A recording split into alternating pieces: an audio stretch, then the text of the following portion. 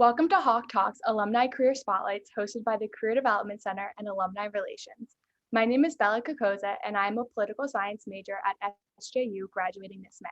I am also the human resource intern at the Career Development Center and I will be moderating today's session. Throughout this series, we've invited alum to join us for conversations about their careers in order to give you insight into different career paths, industries, and to get advice on how to enter and thrive within these fields. These sessions will be recorded. Our guest today is Ellie Paparone. Welcome, Ellie. Ellie graduated in 2014 from SJU with a major in communications and media studies and currently works for the Children's Hospital of Philadelphia as an assistant director for special events. Before working at CHOP, Ellie has started her career with the Alex's Lemonade Stand Foundation, where she worked for almost 4 years. While in school, Ellie interned with Love Lane Advertising and with the Make-A-Wish Foundation. She was involved on campus as an orientation leader and through Apex. We are so excited to welcome Ellie back to Hawk Hill and to hear her story. I have a list of 10 questions I will be asking you today, followed by 10 to 15 minutes of Q&A from our listeners. Audience, please feel free to write your questions in the chat box that will be shared with our guests during the Q&A at the end of the session. All right, let's get started. We will begin with a series of career-focused questions, the first being, could you please describe within your current role the core responsibilities and what a typical work day or week looks like for you? Sure. So as Belle mentioned, I am the Assistant Director of Special Events at Children's Hospital of Philadelphia Foundation. And I'm really glad we're starting off with this question because I think that special events kind of has like a, we're just throwing a party sort of feel to it, and it's a whole lot more. So I work with primarily 2 events during the year. So our whole portfolio on our team is about 5 to 6 events, depending on the year, and it's a multi-million-dollar team. So my portfolio alone is $1 million raised year over year. This year, of course, it looks pretty different as we can't have the in-person events as normal, but we are pivoting a lot and it's required a lot of creativity and flexibility. But typically I manage 2, like I said, 2 events. And within those events, we have our committee, which is comprised of high capacity volunteers who donate their time, energy, and of course, money to helping organize the event. Then on my end, I'm working on marketing collateral, I'm working on event logistics, I'm working on contracts, I'm working with vendors, and making sure everything runs as smoothly as possible with the most revenue enhancements as possible. I'm working closely with the hospital because every event has its own beneficiary. So for example, this May, I'm working with an event that it benefits the Division of Plastic and Reconstructive Surgery at CHOP. So I'm working closely with those physicians to make sure that we're highlighting different parts of that division and making sure that we're educating the event attendees as much as possible about the division as well. Lots of moving parts. Yeah, it sounds like it. Thank you. So our next question is, when did you know that this career path was the one that you wanted to pursue and what led you to that decision? Absolutely. So as far as the career path, I think that it is a path in and of itself to work for a nonprofit organization. I think people know pretty much when they want to work for a nonprofit and when they want to work for a for-profit. I've always wanted to work for a nonprofit. My family was always super involved in giving back. And then when I went to St. Joe's, it was only amplified, which was amazing. And so right after right after I graduated, like you said, I worked for Alex's Lemonade Stand Foundation. And I kind of found myself in events at Alex's. I always loved working with kids that were involved in Alex's. So I took a role in data entry just to get my foot in the door. And then after a while, kind of proved myself to be front facing. And so they hired me to work with kids that were fundraising for Alex's. So it was kind of like community events. So I worked with kids in schools who were having, of course, lemonade stands and things like that. By the time I left Alex's, I had a portfolio that was over $1 million and over 3,000 event hosts that I managed. Then I moved to CHOP in a very, very similar role. And then a spot opened up on special events and the manager actually approached me to ask me to apply for it. And initially I said no, because I didn't want to lead my own event. I never did. There's plenty of people who want to.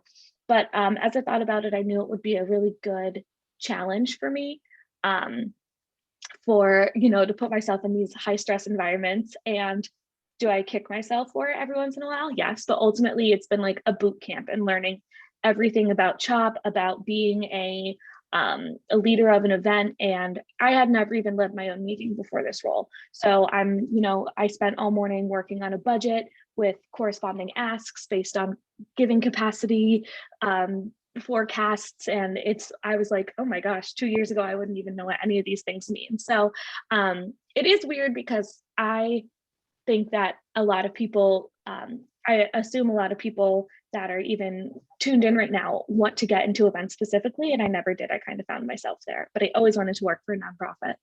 Yeah, that's super interesting and helpful. Thank you. Yeah. Kind of going along with that question, what is the typical career path for an entry-level associate within your current organization? Yeah, so it's kind of funny. So I know that I started off at Alex's. I just got a foot in the door. That's a really great way to do it. It worked well for me. Kind of taking any role in an organization that you want to work for. I would definitely recommend that with CHOP. CHOP is an unbelievable place to work. I could not recommend it more. And we have a ton of upward mobility. And I think any great place to work will have a lot of upward mobility. So getting your foot in the door is huge. Other than that, I think that you kind of need to understand that in the events world, something like, it's wonderful experience, don't get me wrong, but something like, planning a fundraiser for your sorority, or, planning, I thought I was coordinator for Apex my senior year. And I was like, what's more event planning than that? All I did was plan a week-long event, and that does not directly translate into at least what we do at CHOP. So we are really looking for people who will start in the entry level role is associate level. So we're looking at people to start in associate level. We take it really seriously when we require, for a higher level role, X amount of years of experience. That doesn't come from college level experience, that comes from postgraduate experience. So you have to know that you're going to be in entry level, you're going to be working the nights and weekends, and you're going to be working, the toughest jobs, because events aren't glamorous at all. I think that's been one of the biggest surprises to me. They always seem so glamorous when I weren't working on them, and now that I am, it's totally boots to the ground. So you kind of have to realize that you're going to be as boots to the ground as it gets in an entry level role. Yeah, for sure. What do you enjoy the most about your profession, and what is something that you wish you could change? What I enjoy most is, so no job is going to be perfect, right? You're going to have really frustrating days. There's going to be days where you think you can't get any wins. But what's different for working at CHOP is, at the end of the day, I know that I'm trying really, really hard to help the patients at CHOP and their families. So I think that having that realization, no matter what, it's like, okay, I'm trying to do something better, and we raise money for a really, really great cause at the end of the day. Something that I wish I could change is the money, and I'm not talking about my salary. We have to keep overhead fees as low as possible. Any nonprofit does. So you are working with a lot of processes that could be sped up or completely healed if you could invest in the right technology. You're dealing with like printers that suck. You're dealing with a whole bunch of things. I have a lot of friends who work in for-profit businesses, and they get like really cool perks. Like a lot of my friends get like amazing gym memberships for free, things like that we'll never see as a nonprofit. And I wish that there was some way to get all that for free, because we can't change our overhead costs, or else that's unfair to the donor, which we know. But yeah, that's something I could change. I wish. Thanks. My next question is, what has surprised you the most about your career? I think how important a good manager is. I kind of never really knew how much of a difference that made. I've had managers that were like, okay, but my manager right now is unbelievable. She'll go to bat for me at any point. She truly cares about my growth as a professional, whether it's in events or not. She gives feedback in real time. She prioritizes a work-life balance. And I never realized how important it is to have someone advocate for you like that. And someone who's willing to teach you. Because again, I had to learn a lot in this new role. And it was really, really important for her to take the time to train me, educate me, help me learn from my mistakes, be patient with me. And I think when I was starting out, I was just kind of like, it's all on me. My manager will just check in every once in a while. And there are managers like that, but I think a real manager is almost more like a coach. And so that's something when you're interviewing to, I would say, to really make sure of, especially in your first job, make sure you really mesh with your manager. You think it's someone you can really learn from and someone that can really help you. Yeah, great. Thanks, Ellie. That's definitely such good advice for our students. So now I would like to shift gears to focus on action students can take. I'd also like to remind our listeners to post any questions you have in the chat and they'll be shared during our Q&A. Okay, so I'm going to ask you about internships in a moment, but for now, what are 2 to 3 experiences you would suggest students engage in while in college to help to prepare them for entering into this field? Yeah, absolutely. So I think one thing that's really important is to find something you're super passionate about. And it doesn't have to be, a big giant thing on campus. It can be a really small weekly service site that you just love doing. And I know that not everyone wants to be a leader or is a leader, and there's absolutely nothing wrong with that. But find a way for you to be able to lead within that.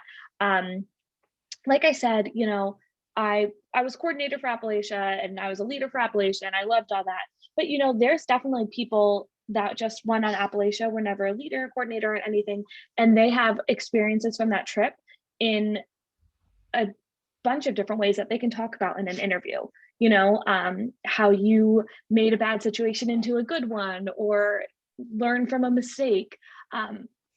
They want to Everyone knows when they're interviewing someone fresh out of college that you don't have the professional experience yet. So you have to have something that you can really draw on. I was in City Bells, the acapella group. I think it's still around.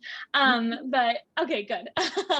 But I never have that on my resume or anything because I just sang in it. But I was in an interview for my current position and something came up that I was like, actually, that happened to me in college in my a cappella group, and I could pull on that. So you really do have to get those experiences where you can lead even if you're not in a leadership role.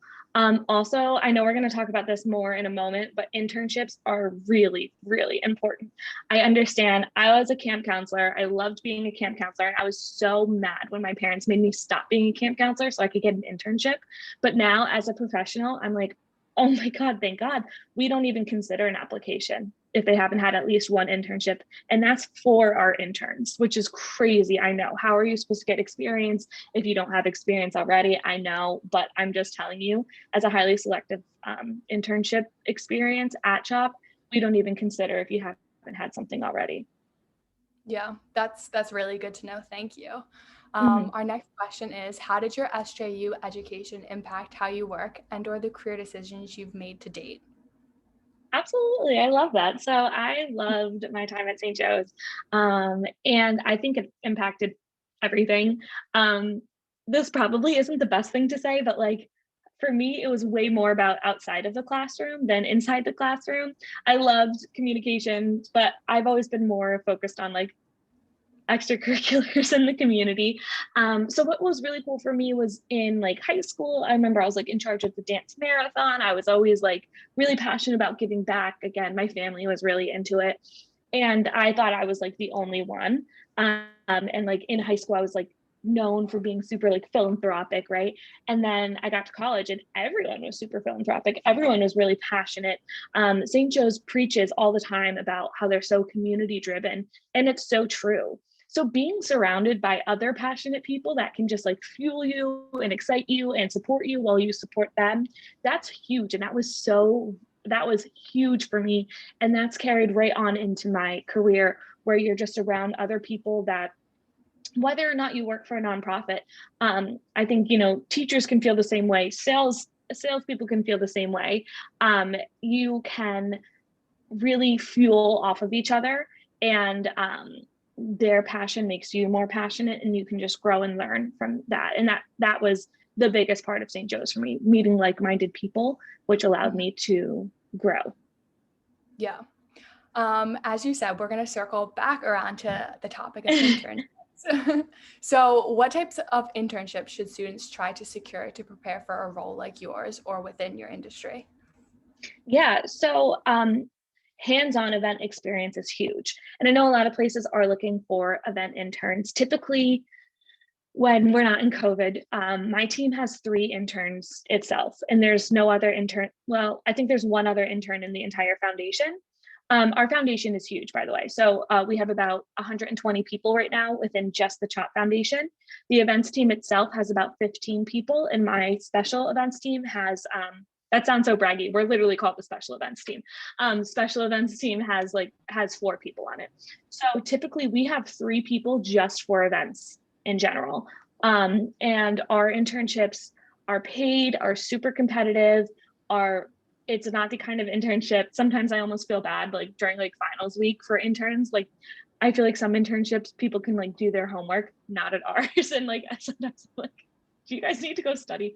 But when we're looking for interns, we're looking for people with hands-on event experience. We're looking for really outgoing personalities.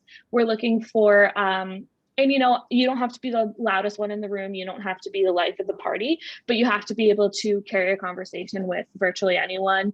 You can't back away from asking questions. And so we're looking for, but that's within internships. I'm sorry, you asked me what types of internships. So definitely hands information. Thank you. Of course.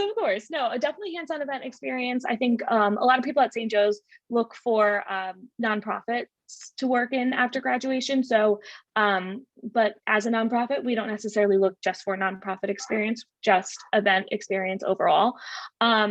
As well as things that kind of run parallel to it. So if you had an internship in sales or in project management or helping plan X, Y, and Z, if you're in an internship for something completely different, marketing, you can absolutely, events has a little bit of everything. So you can absolutely tailor your marketing internship to talk about advertising for something to do with events. There's a million different, I was a communication major, and I don't know if there's any comm majors on, but it's super flexible. It's super vague. There's a lot of different things. It's very all encompassing. And I think that's exactly how events is too. It's all encompassing. You can take a million different experiences and make them into hands-on event experiences, but you just have to make sure that the person you're applying to knows how hands-on it was. Yeah. Thanks, Ellie. So as we come to a close of the first half of our session, I have 2 final questions for you. What is something that you wish someone told you when you were in school? And what is a piece of advice you would give to students who are interested in a similar career path? Yeah. So something I wish someone told me is that networking is everything. So in my last job at CHOP, I worked with schools, just schools that were fundraising for CHOP. So I worked from pre-K to college. So there's a couple college kids that keep in touch with me. Just every once in a while, they'll shoot me an email, and I think of them right away when an entry-level job opens. I have no idea what they look like, what their voice sounds like. I just email with them. There's one girl that set up a call with me to ask me more about my job. And so she's first priority, but everyone that emails me, they're the first people I think of when an entry-level job opens up at CHOP. So networking is everything. It's really a low lift on our end. Actually, this morning I had a LinkedIn message from a student at St. Joe's that wanted to attend but had class. And so I was like, great, ask me any questions. I'm always here to email, call. Always here to help out a hawk. But yeah, so I think just having those connections and keeping them alive and having those warm leads are huge. I think even, CHOP is huge. We have 19,000 employees. I know nothing about getting a nurse hired, but if someone were to, it's like your mom's friend's niece reaches out, I'm like, I can figure out a way to get you in touch with the right people. So really don't be scared to reach out and to keep these warm leads. I am now a warm lead for all of you. If you are remotely interested in CHOP or in events, you should absolutely email me, LinkedIn me, set up a call if you want anything. And a piece of advice I'd want to give to students who are interested in this path is, I know I said it before, but events aren't glamorous. You have to be a boots to the ground kind of worker. You're typically working a lot of nights and weekends. You're doing the setup and takedown. You're not getting the delicious, salmon surf and turf meal that your $1,000 per ticket guests are getting. No, you better have bought a kind bar on the way. So they're not glamorous, but they are extremely, extremely rewarding. Yeah. Thanks so much, Ellie. That's definitely great advice for our students, and so nice of you to offer your assistance. And of course. Yeah. So now we're going to transition into the Q&A portion of this session. My colleague, Scott Rappaport from the Career Development Center, is going to address the questions that students have entered into the chat box. Hi, everyone. Ellie and Bella, thank you so much for answering some of those questions and for all that insight. The questions have started to pour in. So let me get to a few of them. And then I actually wrote down a few questions, Ellie, that I'm really interested to hear as well. But one of the questions that came in is specific to COVID. And the question is, are there new skills that you've had to learn and implement because of COVID and making the transition in the last year? That's a great question. And 100%.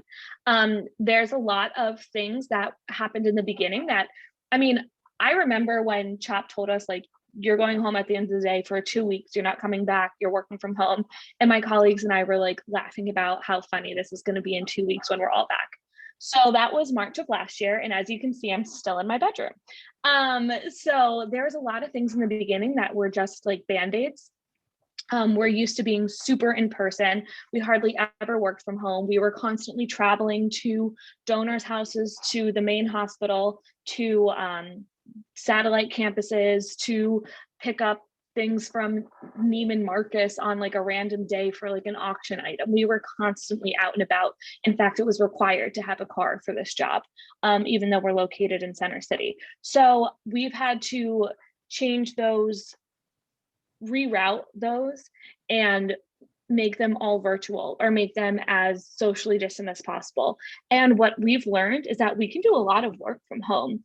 And something that I've learned personally is, like, typically in the afternoon, I have, like every other millennial in COVID, I have a Peloton, and I like to like ride the bike or go for a walk, or, I can call my mom at 1 p.m. and watch Real Housewives at 3 p.m. if I want, and then log back in at 7 after dinner and do a couple more things for work. So I really learned the power of flexibility while also being able to have those Band-Aids from the beginning, rearrange them so that they work long-term now. Because right now I'm not going back, according to CHOP, I'm not going back into the office until July 1st. But we also didn't renew our lease for the office. So I have no idea when I'm going back, if I'm going back. So yeah, so I think that it's just like constantly readjusting and then realizing that this is long-term and finding the silver linings within it.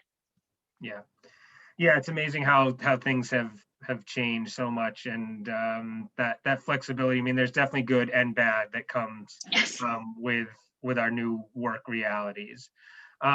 So one of the students asked about your major, and I'm going to expand on the question. If you could talk about your major a little bit, and also how important do you think major is to what you want to do one day? Because I know when I counsel students, sometimes it's very direct and sometimes there's not a direct link. So can you talk about your major, how it's helped you? And then again, if you think it needs to be, a direct link.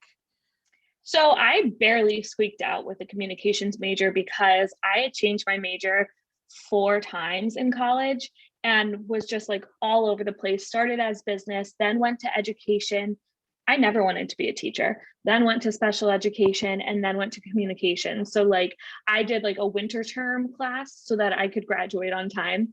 And communications was wonderful. It was very new when I was at St. Joe's. That makes me sound so old, but it was very new when I was at St. Joe's. And it was definitely helpful. I learned a lot about being an employee of the 21st century. It got me a great internship at a PR agency, but I don't think it's that important, at least for my role. So there's 2 other assistant directors on my team, and we all manage 2 events each. So I majored in communications.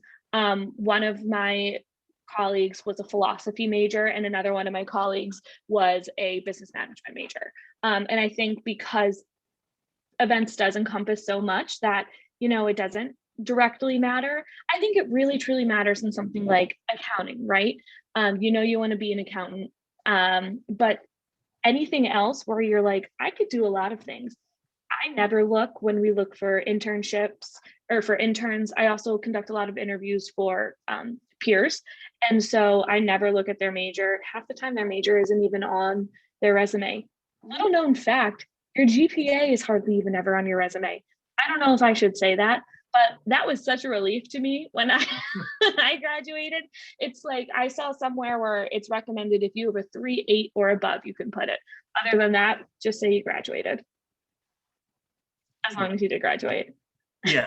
I know that a lot of employers, GPA is not something that's super important to them. So our next question talks about the motivation behind your work. Can you talk about that? What's your motivation, and specifically, at CHOP or even the prior experiences?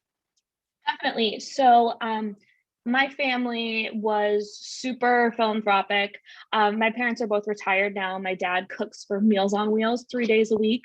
My mom is a Wish assistant at Make-A-Wish 2 days a week.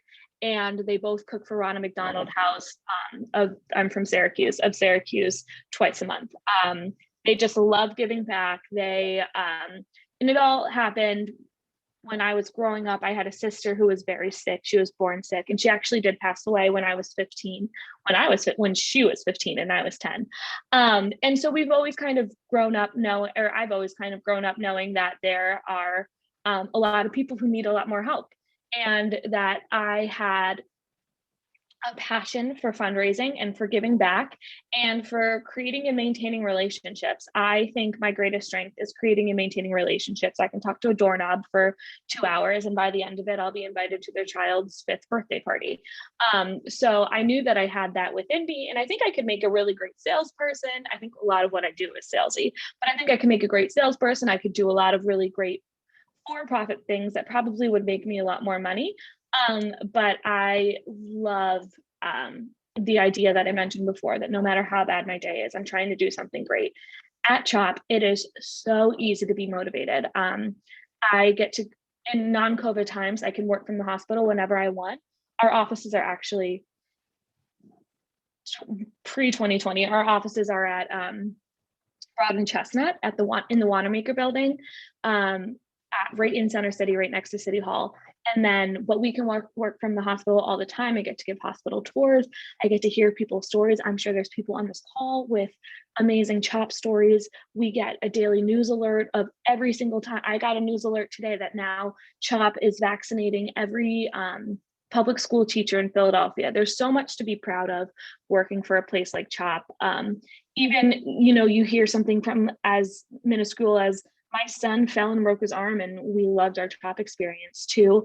We moved here from New York City because this was the only place in the country that was doing this life-saving treatment, and it saved my child's life. So just hearing those stories, I'm like, I'll be like at the hospital, I'm like, let me go work more, let me go raise money.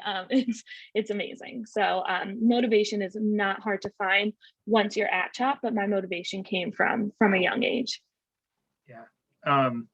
Yeah, my son, when he was 1.5 years old, he broke his leg, and we brought him to CHOP, and That's great. it- Well, not they great that he they broke his they leg. they fixed his leg. That was great. So Good, um, good. Yeah, like even their emergency department, they made sure that it doesn't look as intimidating to a child as a normal emergency department. So they modeled it after an airport waiting room, which is just everything about CHOP, I think, is genius. I can sit here and brag about CHOP for 100 hours. great. So we have a question about internships, and the question asks a little bit about, do all of the internships have the same intensity as the event ones? And then also with COVID-19 and the pandemic, what have internship opportunities been like? So can you talk about maybe internships on a more broad level for students that might not want to just get into event internships? Yeah, so I know at CHOP at least we have a Children's Medical Network intern and an individual giving intern. Those internships are definitely a lot less intense because they do require less time, and you can just kind of, it's more of a typical internship where you just kind of come in and help where needed. And but the events internship is, so like I said, we typically have 3. Every year I've been at CHOP, we hire at least 2 of the 3 interns. And so what happened with COVID was we had 1 intern that we didn't ask back for the spring. So then we were down to 2. We hired 1 because he was a senior. We hired him in like February. So he just kind of, we hired him part-time until he graduated. And the 3rd, we really tried to keep on virtually. It was really hard. We weren't doing events, especially last spring. And then we were in a hiring freeze, which we're not in anymore, but we're not actively hiring interns. What I can assume is that internships will resume probably in the next academic year. And if we're working from home, they'll probably also look different. All internships at CHOP are required to be 20 hours a week, which is a lot.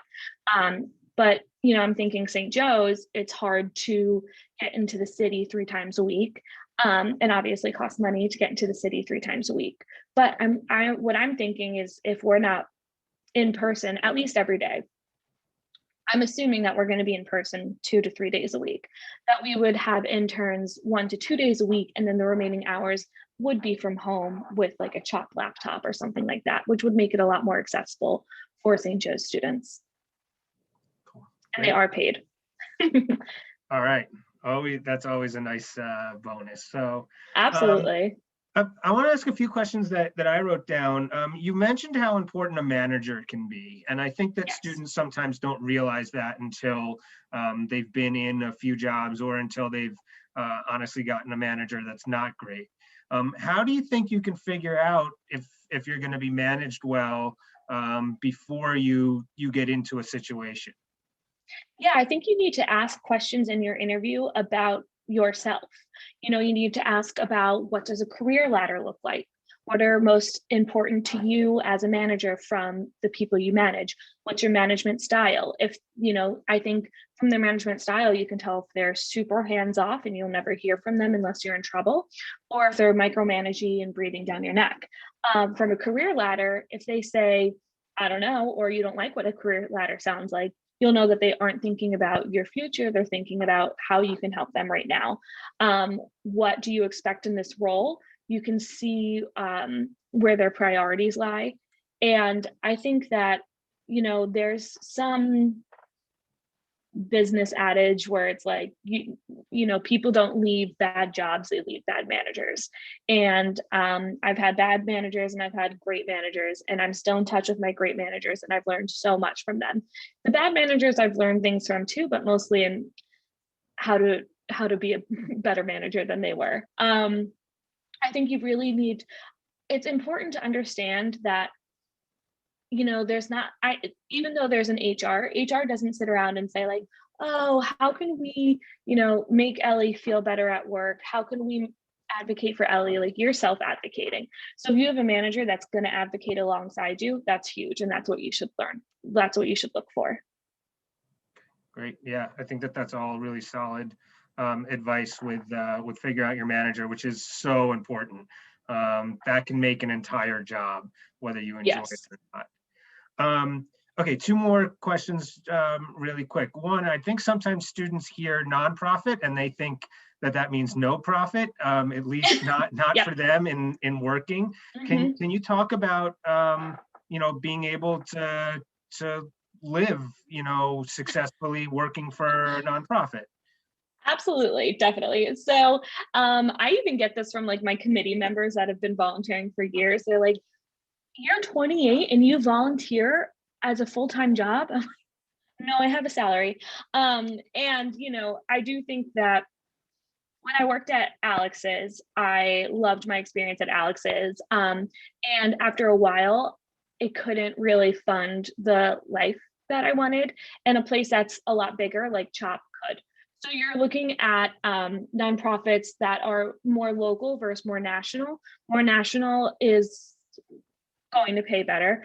Um, I it's all about what you can afford with loans, with rent, with everything, and the understanding that you know there's going to be a lot of people that make more money than you in business and everything else, but you're probably going to like your job a lot better than those people, and everyone that works in nonprofit affords it. So kind of look around too at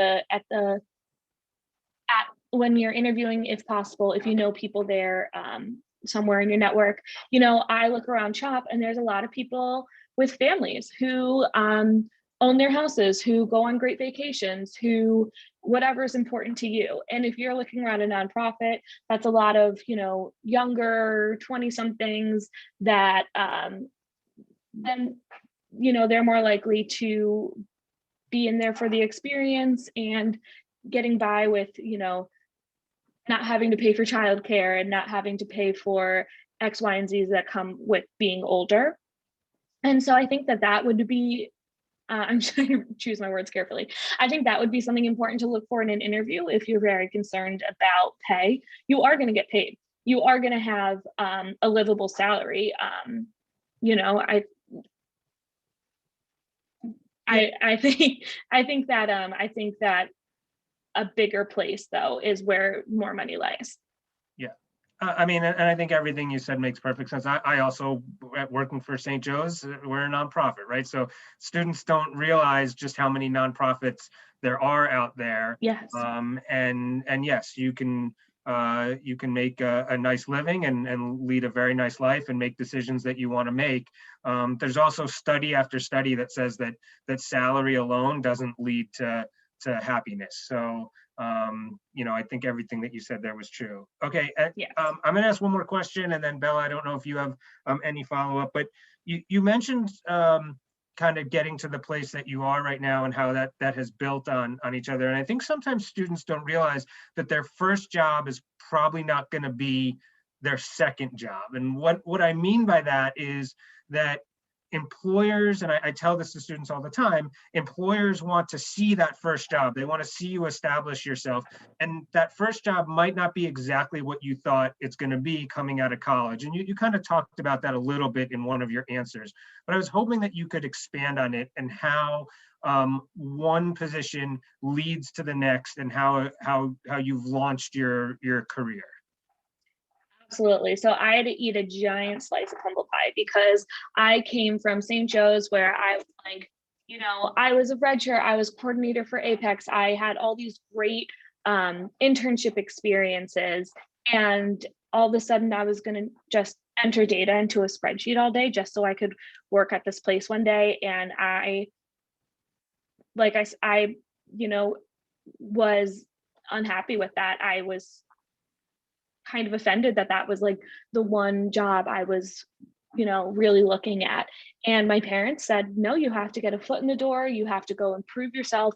Life is all about proving yourself. Your career is about proving yourself. And it's so true. So I took the job and I, tried to go above and beyond as much as possible. And they noticed right away.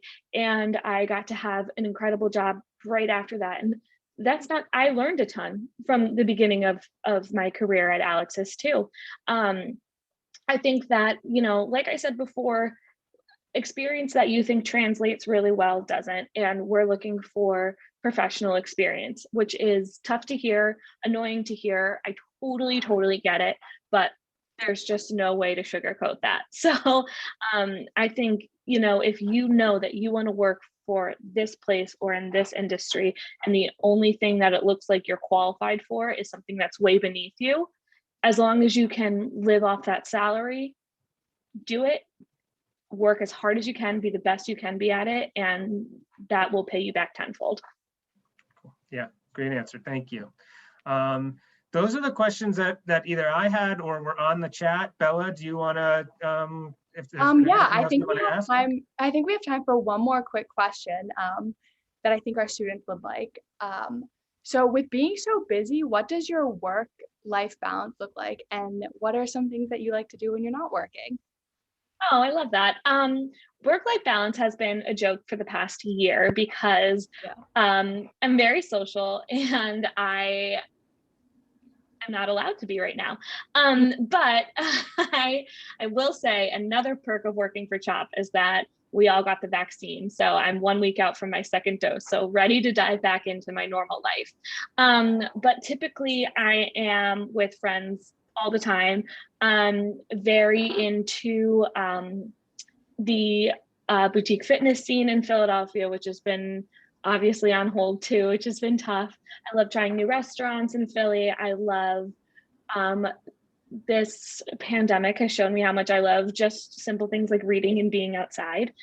The work-life balance has actually been better for me in the pandemic, not just because events aren't happening, but because, like I mentioned before, there's more flexibility in my day, where before I was traveling all the time, driving all over the place in meetings. Now I can, work on a Saturday night if nothing's going on because all the bars are closed. And I can, get ahead on things or catch up on things that maybe I didn't do Wednesday at 2 p.m. So work-life balance is a little trickier for events because a lot of committee meetings take place at night, or a lot of events take place on weekends. So it's been a lot better in the pandemic, and I think people have learned a lot that work-life balance is a lot more achievable than we were making it out to be. So like, do we need to all drive to King of Prussia to have a committee meeting? No, we can probably have it all on our computers and save ourselves the commute time. So it's been a lot better. And at the foundation, especially in events, there's a lot of young, fun people. And so, like I said, we all are extraordinarily lucky to get the vaccine. So like, we're already planning 8 million things to do once we're out of our vaccine quarantine next week. So there's a lot of I live in the city, and so there's a lot of really fun things to do. Yeah, I can imagine. All right, I think that's all for today. So everyone, please join me in thanking Ellie for joining us today and providing such great insight into her career at CHOP. Ellie, we are so grateful for your time and hope to see you back on Hawk Hill soon. Viewers, just a reminder that this session was recorded and it will be available for viewing on YouTube in about a week or so. Also, we will be hosting Hawk Talks every Wednesday at 12:15 throughout the spring semester. Next week's session will feature Veronica Polsey, who is an entrepreneur and manager of global events and brand activation at Discovery Inc. We hope to see you there. Have a great day, everyone. Thank you. You're welcome.